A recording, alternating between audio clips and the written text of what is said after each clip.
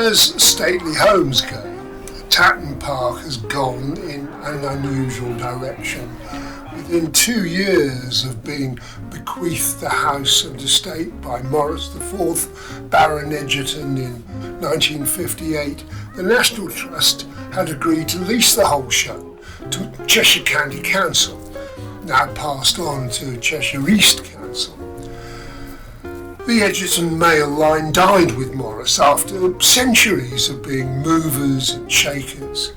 Back when Elizabeth I was on the throne and Shakespeare was in full flow, Sir Thomas Egerton, then Lord Chancellor of England, bought the estate, and for the next 4 centuries Egertons were MPs, usually Tories, county Lord Lieutenants, and fully part of England's aristocracy of landed gentry.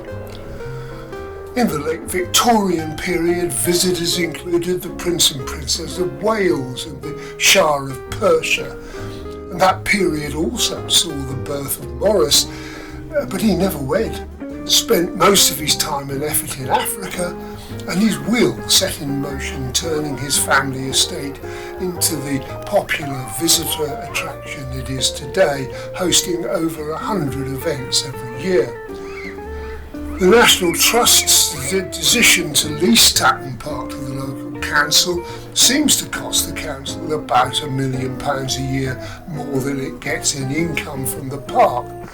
But it brings many more tourists to the area and therefore big benefits to the wider tourist economy. Although that doesn't stop some councillors whinging about the cost and urging the council to renege on its 99-year lease. The usual suspects who know the price of everything and the value of absolutely nothing. This part of Cheshire is on the edge of the footballer belt, or Golden Triangle, which houses the rich and famous of the Northwest. On the edge because, like neighbouring Knutsford, it's on the main flight path from Manchester Airport and the flow of aircraft overhead is incessant. You can tell the locals because as they walk in the gardens they don't bother to glance upwards as yet another jet hurls itself into the skies above their heads. But that's sort of understandable, as the gardens at Tatton are a true horticultural gem, reflecting over 200 years of development and design. Just below the house is the Italian garden, designed by Joseph Paxton back in 1847, with terraces, balustrades, a central pool with a statue of Neptune.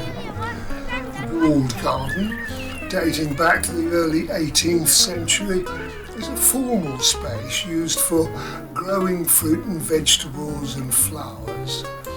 These sheltered, tranquil spaces are very English, but other parts of the garden have other pedigrees. The Japanese garden was inspired by a visit to the Anglo-Japanese exhibition in Edwardian London.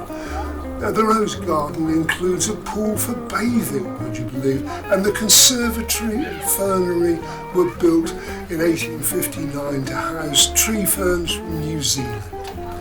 Closed when we visited, unfortunately. The Broadwalk, originally an avenue of beeches set out by Samuel Wyatt in the 18th century, is now the central feature of the gardens.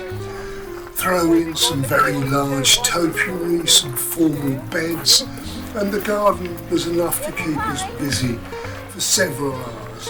In fact, we didn't bother with the house, or the old Elizabethan hall, or the traditional farm on this occasion. It was just too nice in the autumn sunshine to move indoors, but we shall return, although one of the downsides of Tatton is that it mostly closes over the winter.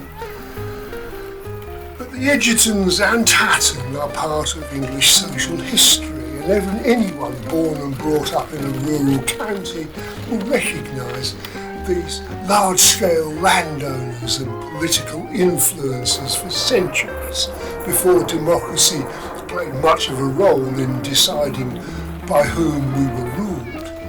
Usually ruthless, the occasionally benevolent, often demanding obedience and loyalty from those below them, but rarely deserving either. And it's ironic in a way that Maurice Egerton, the one who broke that aristocratic mould by being a pioneer aviator, photographer, filmmaker, motor car nut who loved Kenya, founded a school there and even built himself a castle over there, also brought our line to an end and perhaps bequeathed us something really interesting and worthwhile.